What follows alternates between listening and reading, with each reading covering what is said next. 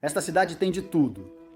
Cerca de 500 edifícios de mármore branco reluzente, cobrindo mais de 4,5 milhões de metros quadrados.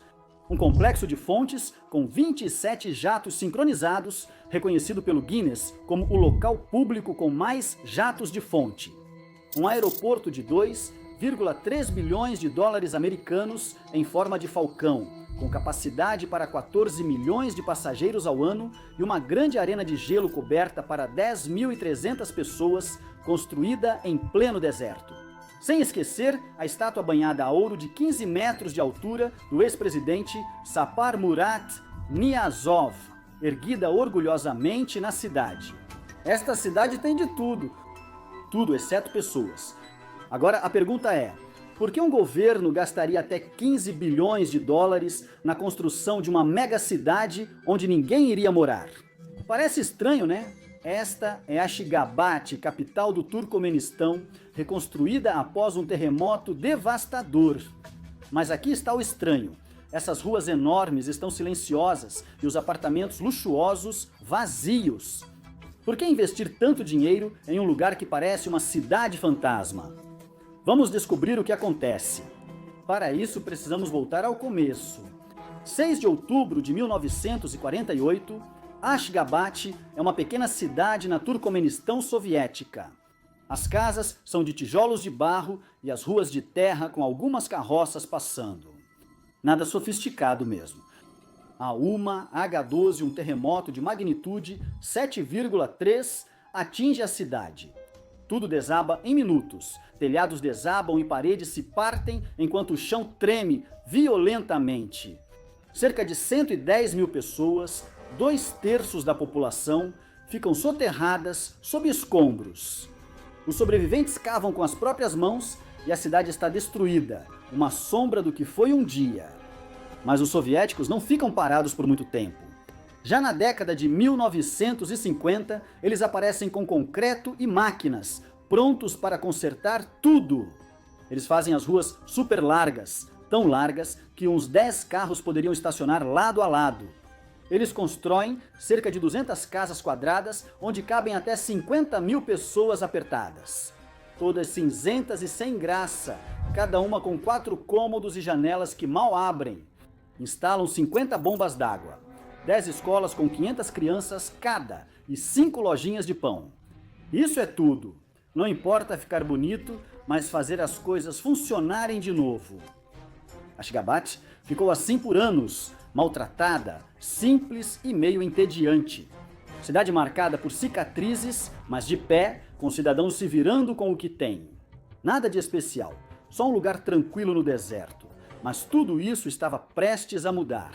Em 27 de outubro de 1991, após um referendo nacional, o Turquemenistão conquistou a independência da União Soviética. Saparmurat Niyazov, o ex-líder do Partido Comunista, tornou-se o primeiro presidente do país.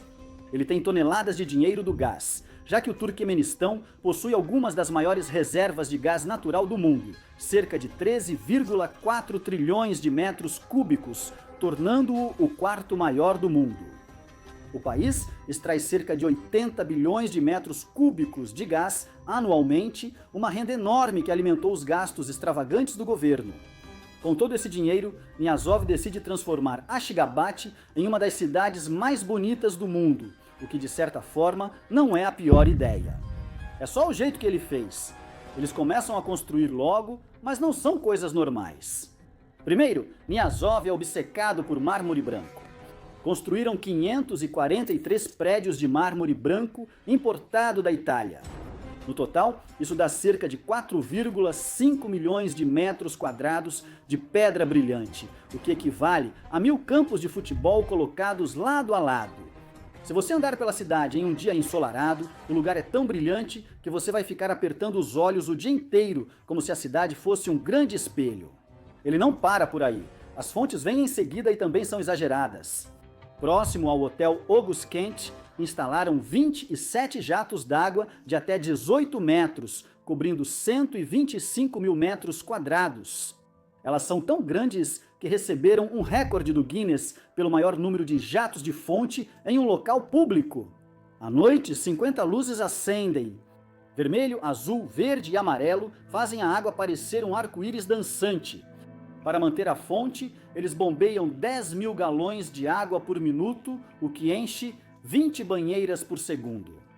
Como o Turcomenistão fica em um deserto com poucas chuvas anuais, as fontes, que levaram 2 anos e cerca de 200 trabalhadores para construir, parecem desnecessárias.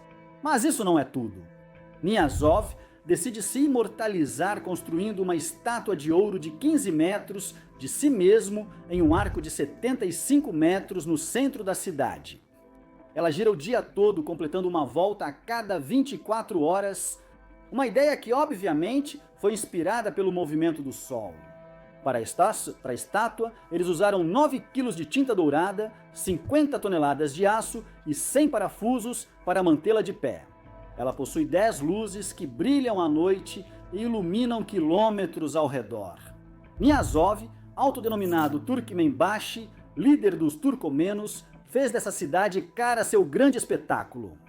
Niazov morre em 2006 e Gurbanguly Berta Muhammadov assume como líder do país. Mas ele não desacelera, só aumenta. Eles constroem um aeroporto magnífico de 2,3 bilhões de dólares em forma de falcão, com asas de 320 pés.